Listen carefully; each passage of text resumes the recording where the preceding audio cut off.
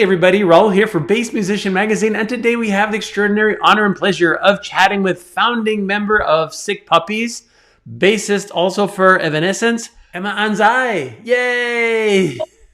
How's it going? Outstanding, outstanding, Emma. Thank you for taking time to chat with us. As always, we always like to go to the past. How did you get started in music and particularly on bass? Well, I grew up in Australia, in Sydney, Australia, and there was this band called, I hadn't been playing music. I think I played guitar at the beginning, and I discovered this band called Pre-Shrunk in Australia. I don't know if they're still around, but they had two bass players and a drummer, and I thought that was really fascinating, and obviously there was a lot of emphasis on bass, so I was really I was inspired by that. That one played like an effect, like lead type role, and the other played like a rhythm slap kind of role. And I was fascinated by both, and that you could do both in one instrument. So I started to sort of gravitate towards bass, and then also the Australian band Silverchair. I got heavily into them, big fan, and loved bass player Chris. He was awesome. He is awesome, and so yeah, that's kind of how I got introduced to bass. Nice. Now, are you self-taught or did you pursue further studies? Mainly self-taught. I did have a few lessons here and there just because I wanted to make sure technique was right and make sure I was doing something, correct and not completely the wrong way. But mainly self-taught. I watched video like Lewis Johnson video. I remember that. I remember meeting one of the guys from Pre-Shrunk, and he recommended the Lewis Johnson instructional video, which I of course went out and got right away. And then I got the Flea instructional video. This was back in when they had like VHS tapes, and he had like a instructional video. I don't know if you've seen it or not, but I had River Phoenix in it. It was really interesting. It was cool. But yeah, those are the two like main instructional videos I watched. Nice, nice. Well, and Sick Puppies goes back till 97, I guess. So you guys have been at it for quite some time now. Yes, yes, we have. How did all of that kind of come about? I met the singer in high school around the time that I got into Silverchair, Pre-Shrunk, and he was into Silverchair as well. And so we sort of bonded on that and started a band based on that, because no one else in the school really wanted to play music like us. They were more into like, which now was really cool, Beastie Boys and Rage Against the Machine and stuff. And back then we didn't really, I mean, we kind of listened to it a little bit, but now I'm like a huge Rage Against the Machine fan. But yeah, we just sort of played school concerts together, and then we found a drummer there. It's a long history, but a lot of member changes. We changed drummers once we got here, and Mark and Mark's in the band now, and then we switched over to Brian in 2014, 15, I think. Mm-hmm. So yeah, there's been a few member changes, but we're still going strong. Nice, nice. And the music that you play, it's always kind of interesting when they kind of try to, I'm going to say, pigeonhole you into genre, because you're kind of alternative, indie, definitely rock. How do you describe your music? That's a good way of putting it. It is kind of broad. I would just say, if anyone would ask, I would just say rock. Mm-hmm. But anything other like deeper than that, I'd probably say alternative / I don't know, like it's hard to classify prog, maybe some bit of prog in there. I don't know.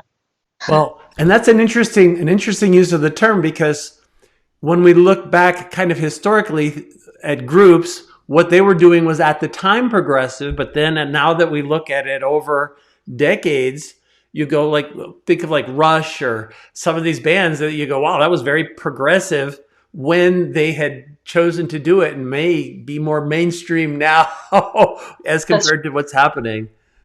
Very much so. I know, it's kind of like that, isn't it? Like I remember when I heard like Soundgarden back then, and I was like, I mean, obviously it's not very out there now, but and or even back then, but to me I was like, especially the guitar parts and stuff, I was like, wow, this is really out there, and I really appreciate it now, because I realize, because now I don't hear that, and obviously that voice, you don't hear that voice, I don't, and so they were really special. Yeah.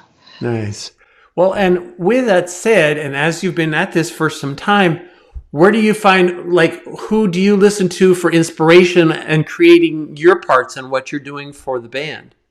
I really love, with the the beauty of social media now, mainly Instagram, is that you get to see like bass players, musicians from all over the world make videos, and you know what I mean? It's all in a concentrated place.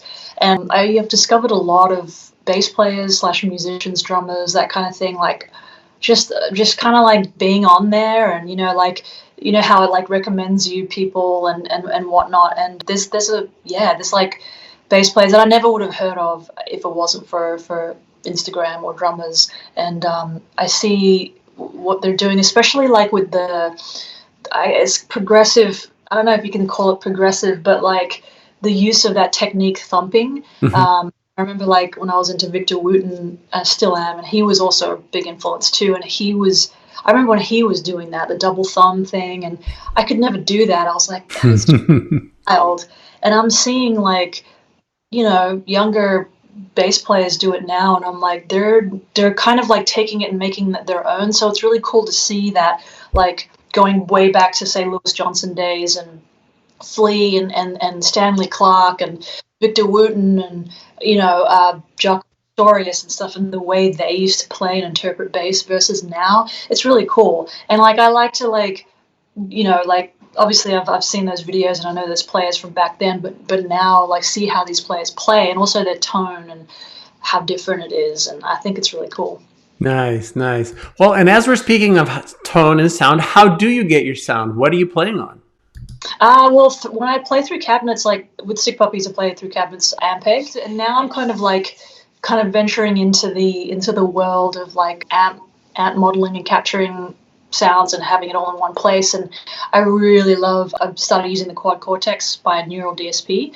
And it's kind of funny because you've got this school of people who are purists and who are like an amp, a real tube amp versus modeling stuff and then comparing how that sounds.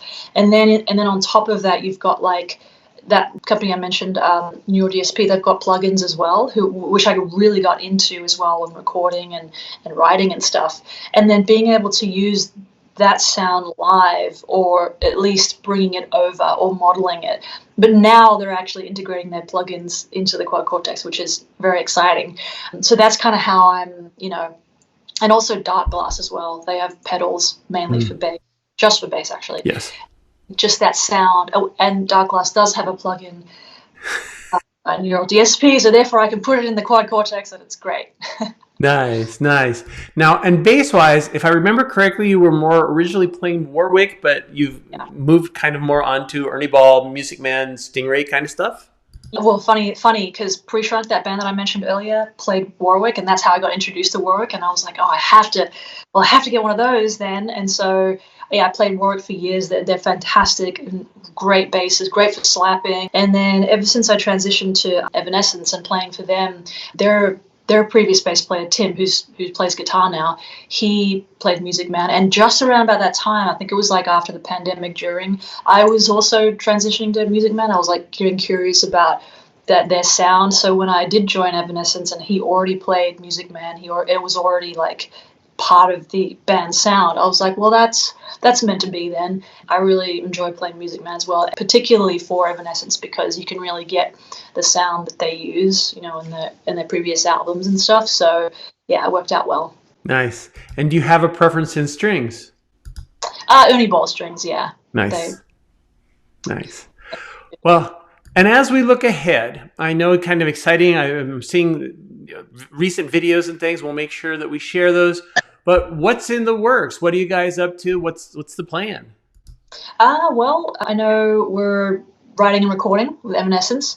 And then on that side of things, Sick Puppies, we're releasing an album very early next year, but we're releasing singles this year. And I've got shows lined up for next year. And same with Evanescence, there's shows lined up for next year. So just doing a bit of both for the foreseeable future. Nice. And if people want to stay on top of what you're doing and find out so that they can, kind of partake and enjoy it as well, where's the best place for folks to look? Sickpuppies.com for Sick Puppies. And then just social media, Instagram, X, and Facebook, just Sick Puppies Official. And then Evanescence Official for Instagram and Facebook as well. Very nice. Well, Emma, we appreciate you again taking time out of your schedule to share all of this information with us and your journey and all of this great stuff. Folks, you've seen her here on Bass Musician Magazine, Emma Anzai. Thank you.